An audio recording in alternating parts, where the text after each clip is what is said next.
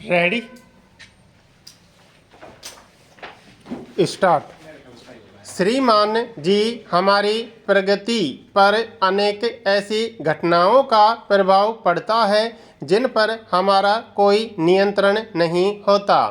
इनमें से कुछ देश में घटित होती हैं, जैसे युद्ध या प्राकृतिक विपदाएं कुछ देश के बाहर घटित होती हैं। और आप जानते ही हैं कि आज विश्व के प्रत्येक देश में वैसी ही कठिनाइयाँ पाई जाती हैं जो हमारे यहाँ हैं।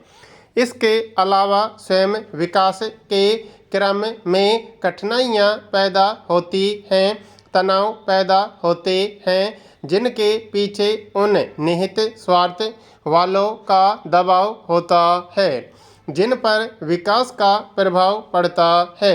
यद्यपि ऐसी घटनाओं से सभी देश प्रभावित होते हैं, परंतु जो देश ज़्यादा गरीब हैं उन्हें ज़्यादा कष्ट झेलने पड़ते हैं, और यह भी दुर्भाग्यपूर्ण सच्चाई है। जैसा कि हम अपने देश में पाते हैं कि अपेक्षाकृत अधिक निर्धन लोगों को कष्टदायक परिस्थितियों का अधिक भाग झेलना पड़ता है। लेकिन जैसे जैसे हम आगे बढ़ते जाते हैं, हमारे लिए यह आशा करना दुराशा मात्र होगी कि कठिनाइयों का लोप हो जाएगा। हम यही आशा कर सकते हैं कि उनका स्वरूप बदल जाएगा। मेरा निजी विचार यह है कि समय के साथ साथ कठिनाइयाँ और बड़ी तथा जटिल होती जाएंगी, लेकिन साथ ही मुझे पूरा विश्वास है कि हम इनको हल करने में सक्षम होंगे। हमें इस समय करना यह है कि अपने आप को ऐसे आघात सह सकने के लिए सबल बनाएं, चाहे ये आघात हमारी अपनी व्यवस्था के कारण हों या विश्व के अन्य लोगों की घटनाओं के कारण। योजना के प्रारूप में यही प्रयास किया गया है। आयोग के उपाध्यक्ष तथा अन्य सदस्यों और अन्य लोगों ने इसे तैयार करने के लिए बहुत परिश्रम किया है। सभी राज्यों के मुख्यमंत्रियों तथा अधिकारियों और केंद्रीय मंत्रालयों से ब्यौरे के साथ विचार विमर्श किया गया है। मैं जानती हूँ कि योजना से सभी मांगें पूरी नहीं होंगी। ऐसा न पहले हुआ है, न शायद आगे कभी हो सकेगा। फिर भी उत्पादन के जो लक्ष्य रखे गए हैं उन्हें उपलब्ध करने के लिए बहुत अनुशासन की आवश्यकता है। ऐसे महत्वपूर्ण क्षेत्रों में वृद्धि की गई है जिनसे लोगों की आवश्यकता की चीज़ें और ज़्यादा मात्रा में उपलब्ध हो सकेंगी। कोयला, उर्वरक, इस्पात, धातुओं, पेट्रोलियम आदि के लिए पर्याप्त वृद्धि का सुझाव दिया गया है। इन लक्ष्यों को पूरा करने के लिए केंद्र सरकार और उसके सार्वजनिक उपक्रमों को बहुत परिश्रम करना होगा। इसी प्रकार राज्य सरकारों को न्यूनतम आवश्यकताओं को पूरी करने के कार्यक्रमों तथा कृषि, सिंचाई, बिजली, ग्रामीण शिक्षा और स्वास्थ्य के क्षेत्र में बड़ा प्रयास करना होगा। मैं समझती हूँ कि आप देखेंगे कि राज्य सरकारों को और स्वयं हमको विशेषतः ग्राम स्तर पर अपने संगठनात्मक ढांचे और कामकाज के तरीकों को नया रूप देना होगा। विकास के क्षेत्र में हमारी सबसे गंभीर विफलता यह रही है कि हम ग्राम समुदाय को विकास कार्यों के लिए नहीं जुटा पाए हैं। प्रश्न केवल पैसों का नहीं है। जो भी साधन उपलब्ध हैं, निश्चय ही उनका आवंटन करते हुए ध्यान रखना होगा। श्रीमान जी, जब तक पूरे देश में ही उत्पादन में वृद्धि नहीं होती, तब तक इन कार्यक्रमों के लिए दी जाने वाली बड़ी धनराशियों के कारण हमें ऐसी स्थिति का सामना करना पड़ेगा जिसमें पैसा तो होगा, लेकिन उसके अनुपात में वस्तुओं का अभाव होगा। आप सूखे की स्थिति को ही लीजिए, कई राज्यों को इसका सामना करना पड़ा है।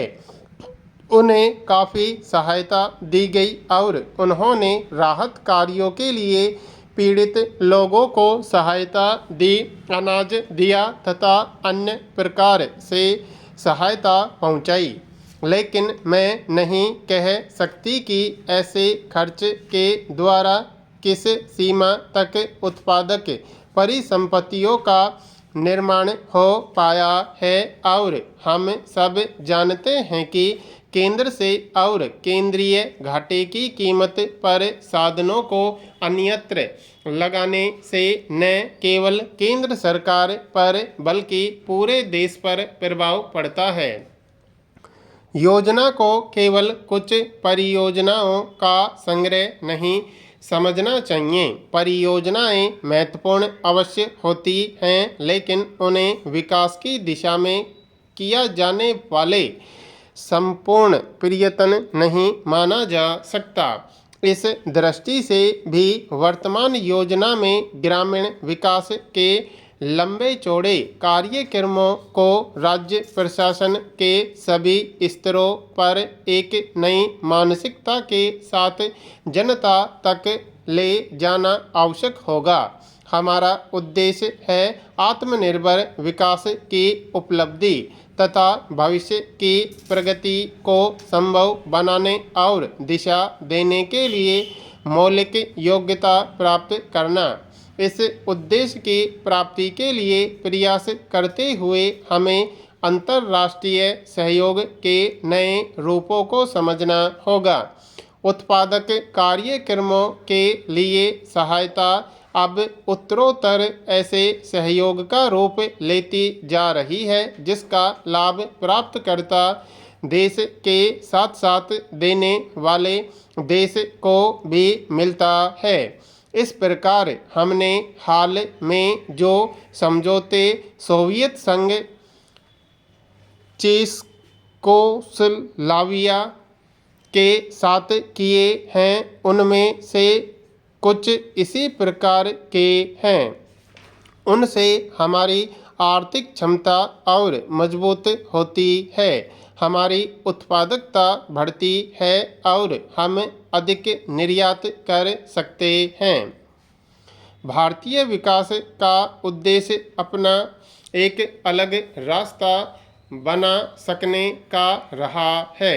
संसदीय व्यवस्था के अंतर्गत बहुदलीय लोकतांत्रिक प्रणाली अपनाते हुए प्रभावशाली नियोजित विकास कर सकना कोई अल्प उपलब्धि नहीं है, लेकिन हमें यह भी चिंता है कि हमारे विकास का स्वरूप अन्य से भिन्न हो तथा हम केवल दूसरों का अनुकरण न करें। कभी कभी यह सुनने में आता है कि हम इस शिविर में हैं या उसमें, अथवा अमुक बाहरी प्रवृत्ति का अनुकरण बहुत निकट से कर रहे हैं। आप जानते हैं कि इस संबंध में भारत सरकार की भावना बहुत तीखी है और ऐसे लोगों से व्यवहार करते हुए प्रश्न केवल एक विशेष दृष्टिकोण से काम लेने का नहीं होता है। हमने सदा से ही अपना स्वतंत्र रुख अपनाया है और हम आगे भी ऐसा ही करते रहेंगे, लेकिन हम अपने लोगों के अनुकरण की मानसिकता देख सकते हैं।